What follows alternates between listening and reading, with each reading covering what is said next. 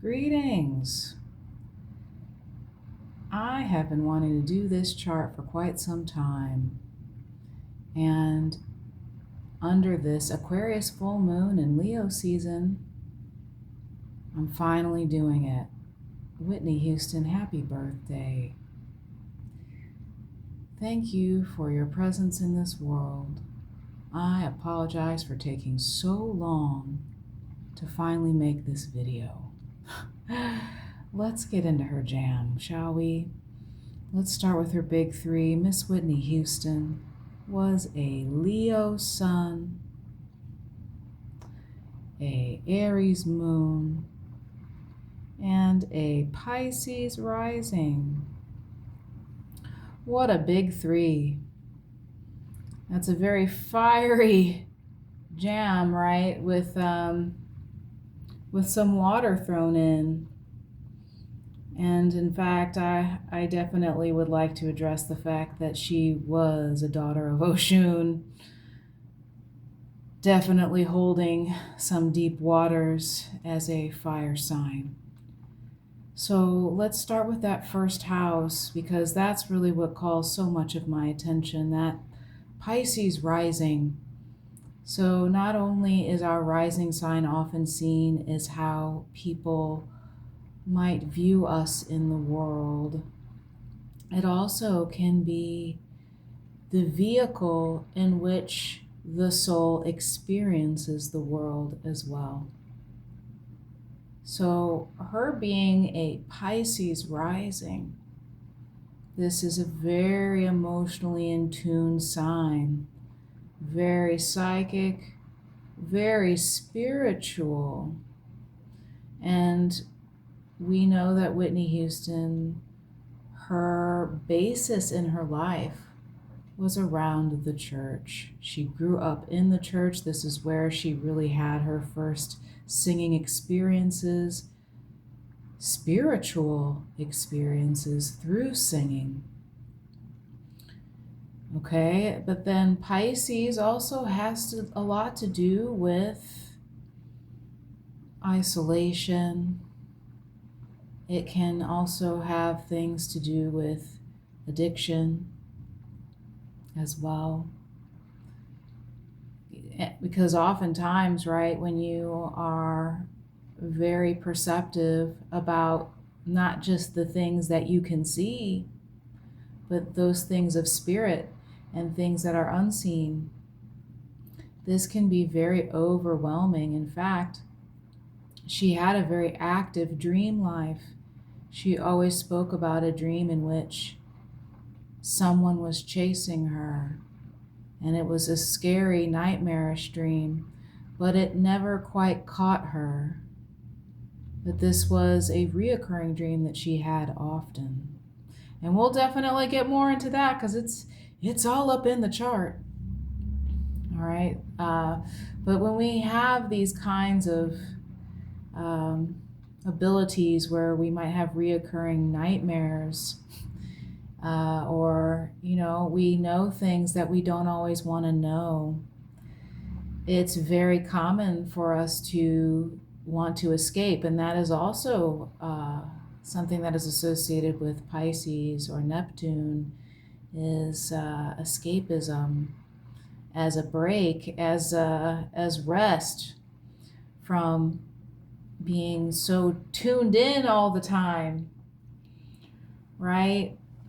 But so this Chiron here, which I have made a little pointy note there with this being so close to the ascendant, Chiron in Pisces speaks to a wounding that started very young around spirituality, around receiving a lot of, I'm just going to say it, a lot of hate for being such a spiritual force. This can also be a lot of pain surrounding not getting one's full expression due to religious overtones, because oftentimes our religious beliefs can clash with what we feel is true in our hearts. And this can create a lot of conflict, right? When how we feel isn't reflected in the people in which we share fellowship with. And that can be a very deep wounding, right? Where you feel supported by a congregation, at the same time feeling bound and caged in by that same foundation. This also speaks to a time when she was younger. Her and her brothers were left alone a lot because her mom, Sissy Houston, an amazing singer herself, did a lot of background singing, a lot of touring, and a lot of work. So she was not home a lot. And Dad was also working. So it was very common for her and her brothers to stay at different people's houses. So this is also that Pisces, like, right? Not like home was a lot of different places, right? But also some of the people that watched over them were not so kind. And perhaps even you could say they passed boundaries that they shouldn't have. This can also be a wound with Pisces, right? Where there is a lack of boundaries that should have been honored, but when parents aren't around and taking advantage of familial ties, things can go off kilter.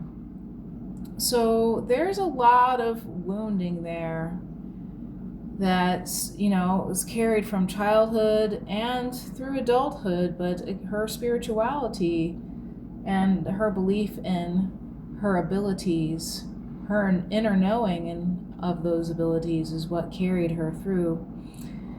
We also, in that same first house, we see the moon conjunct Jupiter here, Jupiter retrograde. So that's an interesting conversation that the moon and Jupiter are having. We know that Sissy Houston, as we were speaking about just a little bit ago, her mom, the moon, right, happened to be Whitney Houston's vocal coach. Jupiter often stands as the guru or the teacher. So here we see the moon conjunct Jupiter. Her mom was very much her teacher, okay?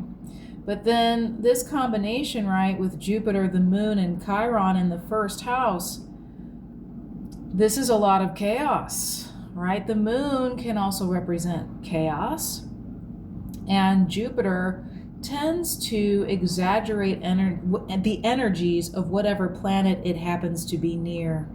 And so since Jupiter is so close to the moon, right, this is speaking to her mom, right, the moon, going on tour a lot, because that's also Jupiter. Jupiter likes to travel, right? So not only was she getting taught by her mother, moon Jupiter, her mother was also traveling a lot and not home, right? And so a lot of boundaries kind of weaving in and out, especially like when your mom is your coach, so she's not just your mom, right? Just a lot of fuzzy boundaries and a lot of chaos, a lot of staying at different houses, a lot of late nights, getting groomed to become a superstar. It's a very intense and interesting first house, right? This is also a temper, right? With the moon in Aries, right? And Jupiter in Aries. Again, below the horizon, though, you're not going to see that in the public, but those closest to her were very familiar with her temper. Otherwise, a lot of people just kind of assumed that she was, a very polished person, but they keep forgetting that everyone can have a temper. It's just not everyone manages it the same, right? Not everyone expresses it the same. So I want to go ahead and move to that north node in the 5th house. So the lunar nodes can speak a lot to what a person's goals can be, right? We have free will, so there's always that. But the nodes can speak to potential of where we might want to go to and what we might leave behind, or what we even brought with us from a previous life, and if you could subscribe to past lives. Thanks to astrology, I do. I didn't always. But my experiences through astrology have shown me otherwise. But this north node in the 5th house, the 5th house being the house of Leo, right? She has a north node in Cancer, and she was always very fixated on being a homebody.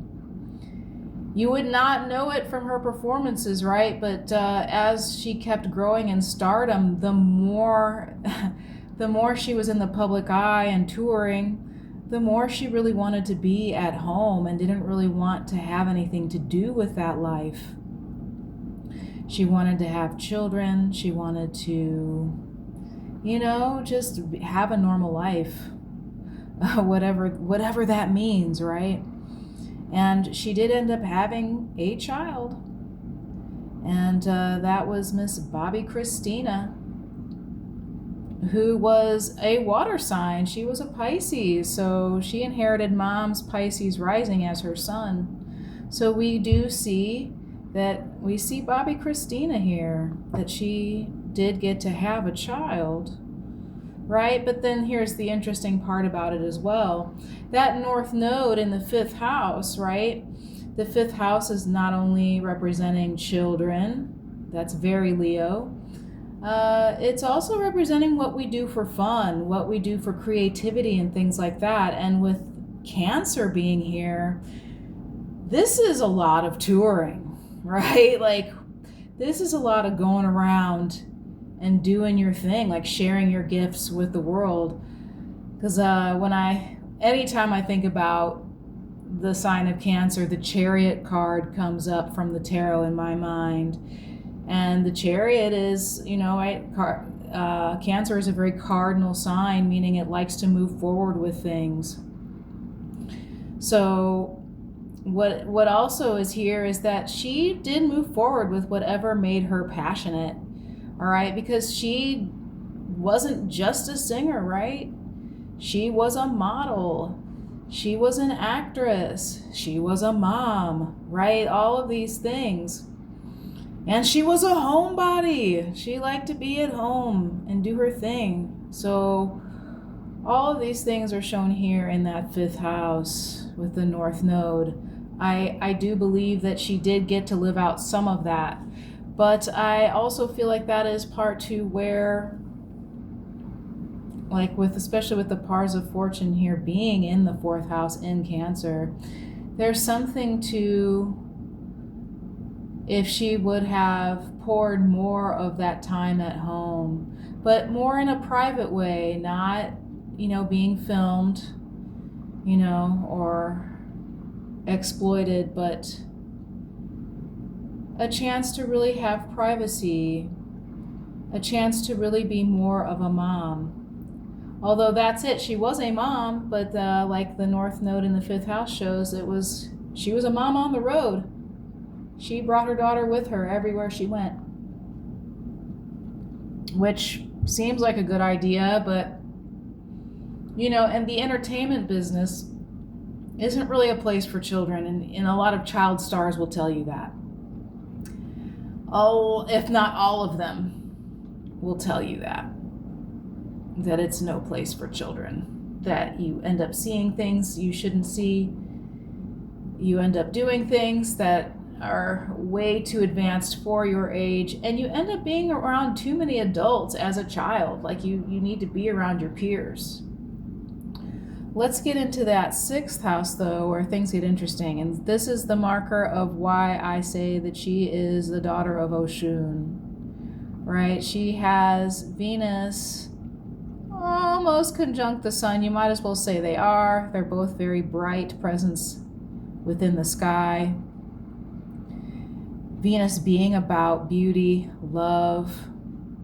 Venus being Oshun, right?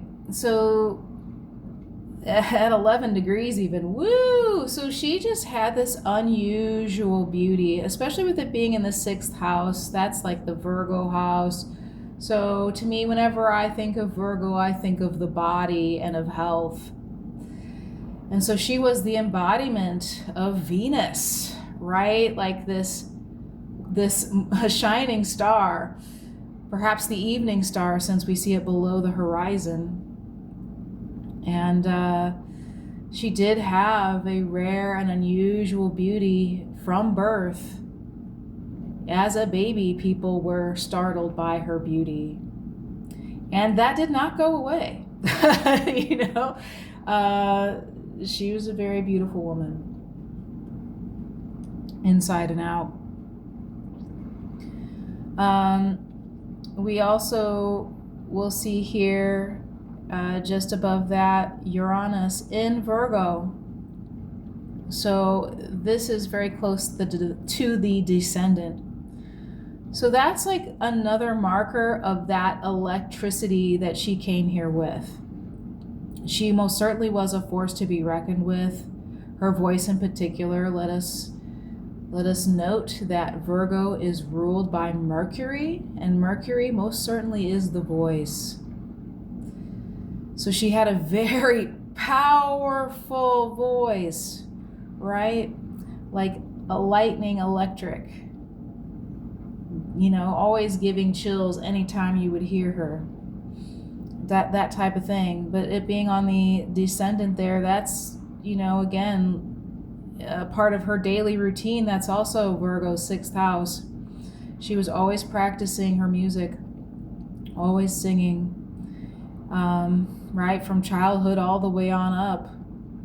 So we see that they're, like, especially with Leo being here, that her routine was singing. Like, she worked on her craft of what she was passionate about. And again, that was a lot of different things, especially, again, we have Venus here. So she was a model first, then singer, then actor, right? All those things did get expression, and she put that into her routine and took it seriously, right? So then we have the 7th house, and that's more of what I was talking about here. She does actually also have Mercury in Virgo. So very close to Uranus. In fact, if we look closely here, we see that Mercury is conjunct Pluto. This is huge, okay? Because Pluto ain't no joke. Pluto most certainly is I still say planet. I'm Team Pluto. And Pluto can speak to not only death, rebirth, transmutation, and transformation. It is the occult, or AKA that unseen force that runs through everything, right? It is, like, you can feel it. You may not always be able to see this energy, but when you're in the presence of it, okay? So to have Mercury conjunct Pluto in Virgo, wow, this is a formidable force. This is a voice that sounds like no other. Like, I can't say, oh, so-and-so sounds like Whitney Houston, or Whitney Houston sounds like so-and-so. That's just not a thing. It's just not. She carved out her own light she came here with it and was very confident in her singing ability, right? And this wasn't her just boasting. She knew, and we see that in the chart because this is all happening in the 7th house. The 7th house is the Libra house. She has Mars in Libra there. So what does that mean, right? Why am I saying that? Because she, like, the 7th house can be about relationships. So she here was born into a very deep relationship with her voice, her ability to bring forth this divine energy through her singing to all of us. That was her gift. Okay, and a very potent one at that. Because she had 7 #1 hits in a row. Who does that? No one has done that. No one has touched that. Right? Pluto in the 7th house, 7 #1 hits. That's Pluto conjunct Mercury in the 7th house in Virgo. Right? That Mars in Libra, she was in a deep relationship with something many of us will not understand. But this is also something I would like to get into a little bit more, something that I was led to talk about. I have a little tea here. Something that I was led to talk about in regards of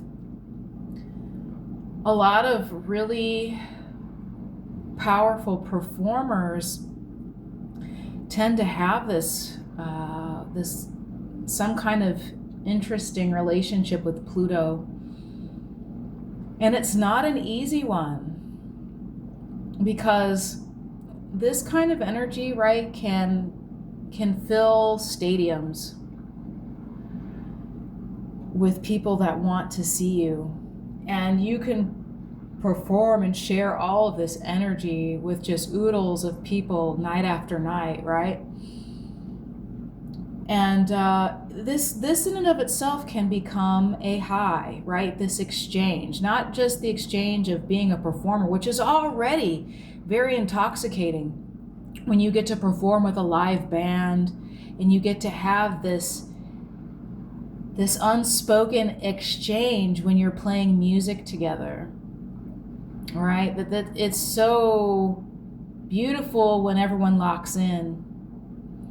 So that in and of itself is amazing to feel and to experience just within the band. But when you get to share that camaraderie, that language with other people, they also then give back to you, right? They're cheering you on. They're giving you energy for you to take and to make into this beautiful music and give right back. So then there comes a greater exchange, not just with the band, but with the audience. And if you're performing to like whole stadiums, right, night after night, this is a lot of energy coming in and a lot of energy going out.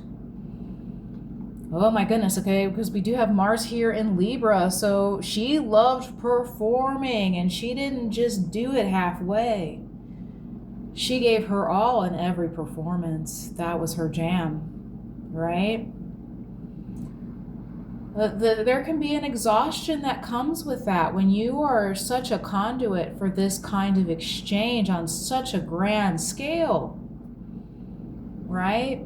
I mean, this is why her and Michael Jackson were such good friends, how they could just sit in a room and say nothing. Because they both had this relationship with Pluto. They both had these relationships with performance that was not understood entirely, but definitely like people would just go crazy in their presence, and they didn't get a lot of, I don't know, they didn't get a lot of privacy. right? Like Pluto likes privacy, but Pluto is also obsession, and people obsessed about those guys. And rightfully so, they're freaking talented, right? So talented. But this in and of itself can cause problems with addiction, right? Because that high, coming down from that kind of high that comes from that kind of a performance, ooh, that's not easy to mitigate. Like, I don't think that there is a handbook for people to deal with coming down from performances like that.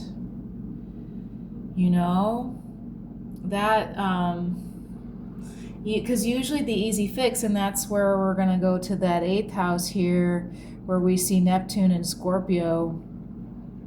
And oddly enough, it's at the Pisces degree. It's at 12 degrees, so she has that Pisces rising. So again, we have this, adding to her beauty, right? She's got this Neptunian vessel, right? That's flavored by Venus and the sun. So she's just radiating, and people just feel entitled to her energy, right? To her talent. But this also can be, and we ended up seeing this as well, addiction. Because this is like, right, the ruler of Pisces, Neptune, at the Pisces degree in Scorpio, in the 8th house. So it's super duper Scorpio. And again, that Scorpio medicine, because Pluto is the ruling planet, the modern ruling planet of Scorpio, right? So again, with that supersizing energy, that death rebirth energy, right? There's a tendency here for addiction, and one that might be difficult to turn off. Okay, but this also is another representation here, because the 8th house is other people's money, all right? And this was something that was a struggle for her, in the sense that, being the Leo that she was, and that's another thing, right, with Venus conjunct the sun, she was making that money, honey, period. She was valued highly. And a lot of people took advantage of that, primarily her family. So, the 8th house being other people's money, she was making a lot of people who was working for her a lot of money. And she was giving a lot of trust, because it was family. But a lot, really her dad specifically, and we'll get into that. Let me have another sip of tea here. Okay. We're going to find that right over here. Boom. Okay, we have Saturn in Aquarius. Wow. Okay, wow to that. Saturn in Aquarius in the 12th house. Let's just say homie had a lot of Pisces placements, okay? Neptune at the Neptune degree in the 8th house, a Pisces rising, and Saturn in the 12th house. The 12th house is the Pisces house. So this Saturn here is not an easy one to carry, although it's probably ideal having it in the 12th house, because it's better to have it above the horizon, because it's not causing you as many problems. Like, she did have a discipline about her. She did have a very strong spiritual discipline about her. Okay, but this is another marker of that struggle with that spirituality, right? Because that, again, that's some 12th house stuff, right? Like, Aquarius would be the marker of freedom. So having Saturn in Aquarius can be a struggle with freedom. All right? And first and foremost, speaking to how her religion kept her from expressing her true freedom and who she wanted to love and how she wanted to be. This was not easy for her. She had to make some really tough choices to not only do what she thought would please her fans and her growing career, but also what would please her parents and the church, very specifically her father. Oh, but this is what I'm getting to as well. So her dad being here in the 12th house in Aquarius, her dad most certainly was the one being funny with her money. Once Robin left the picture and it was up to her, she did not realize that everyone on the payroll was, getting their rent paid off of her, getting new cars, etc., etc. Like she was bankrolling a lot of people without her full knowledge or consent, and especially her dad. So, Saturn in Aquarius in the 12th house can be a dad who is managing you, but behind the scenes is actually robbing you blind. And so this is where that Neptune comes in, right? Neptune being that veil, right?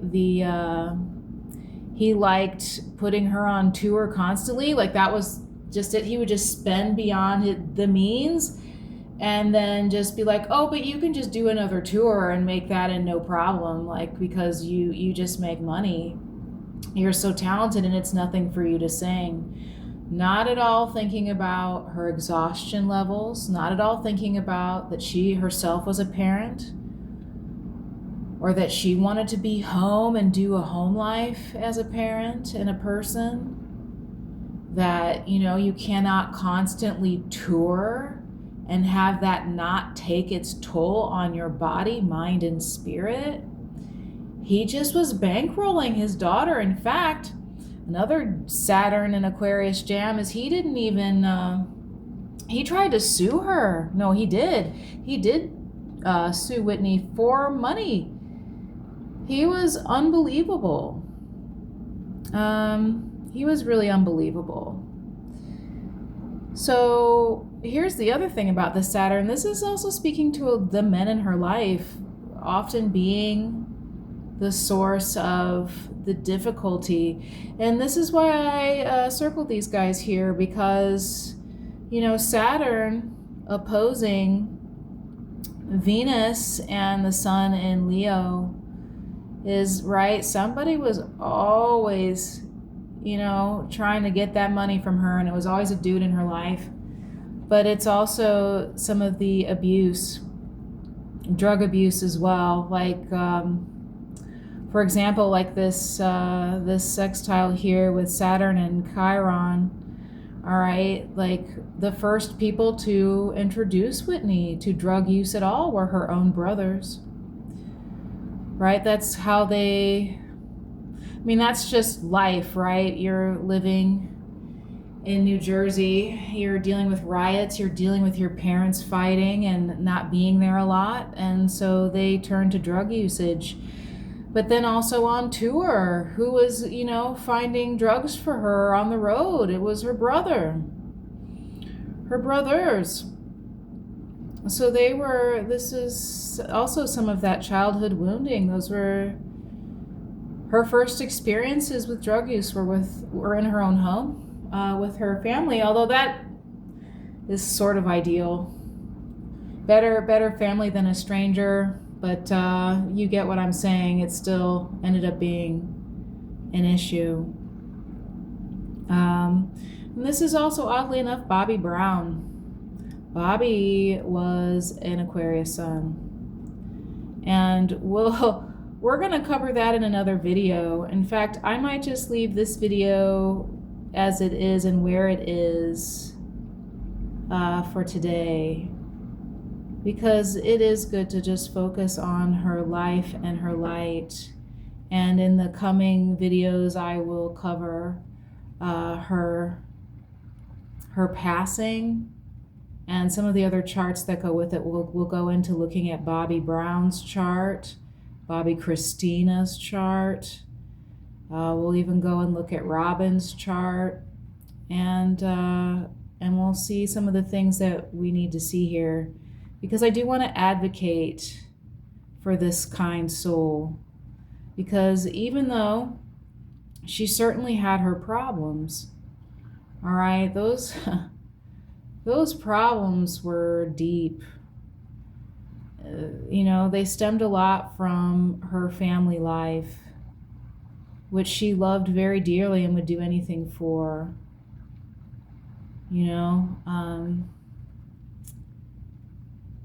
But this is a lot of opposition, right? This Saturn opposing, right, the Venus, but she, as we can see, she did overcome and made really good things about her life, and that ended a little too soon.